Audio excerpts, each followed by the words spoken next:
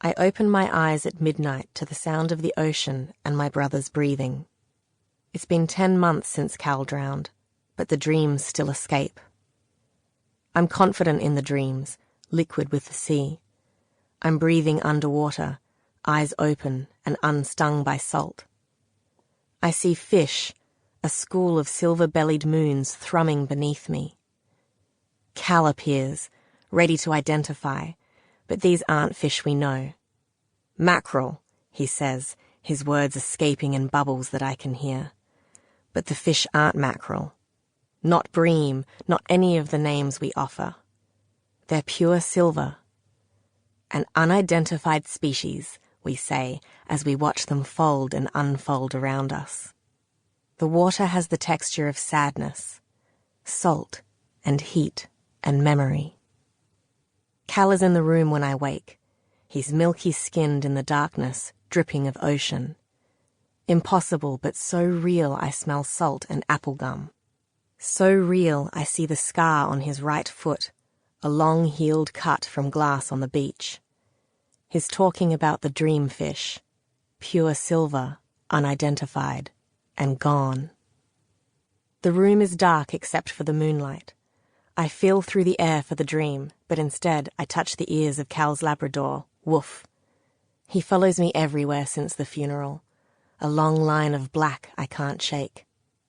Usually he sleeps on the end of my bed or in the doorway of my room, but for the last 2 nights he's slept in front of my packed suitcases.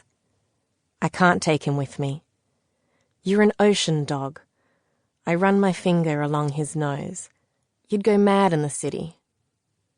There's no sleeping after dreams of Cal, so I pull on clothes and climb out the window. The moon is 3/4 empty. The air is as hot as day. I mowed late yesterday, so I collect warm blades of grass on the soles of my feet as I move. Woof and I get to the beach quickly. There's almost nothing between our house and the water. There's the road, a small stretch of scrub, and then dunes.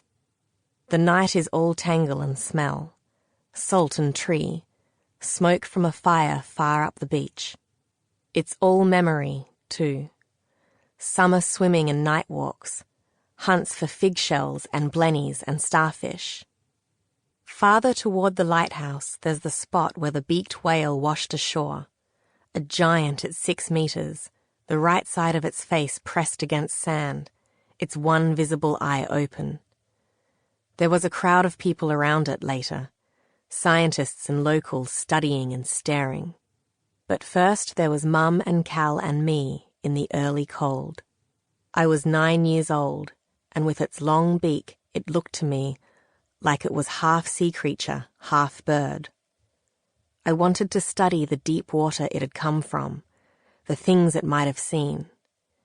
Cal and I spent the day looking through Mum's books and on the internet.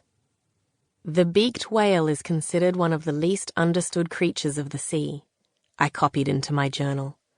They live at depths so deep that the pressure could kill.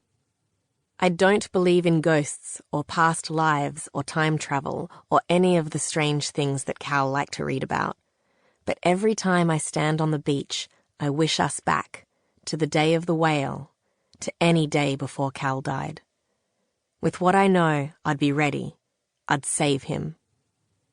It's late, but there'll be people from school out, so I walk farther up to a quiet spot. I dig myself into the dunes, burying my legs past my hips, and stare at the water. It's shot with moon, silver leaking all over the surface. I've tried and tried to stop thinking about the day Cal drowned. But I can't. I hear his words. I hear his footsteps through the sand. I see him diving, a long, frail arc that disappears into sea. I'm not sure how long I've been here when I see Mum walking over the dunes, her feet struggling to find traction.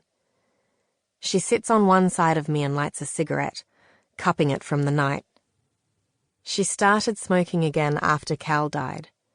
I found her and Dad hiding behind the church after the funeral. "Don't say it, Rach," she said, and I stood between them and held their free hands, wishing Cal had been there to see the strangeness of our parents smoking. Dad's a doctor. He's been working with Doctors Without Borders since the divorce 10 years ago. Mum's a science teacher at the high school in Sea Ridge. They've called cigarettes death sticks all our lives. We watch the water without talking for a while.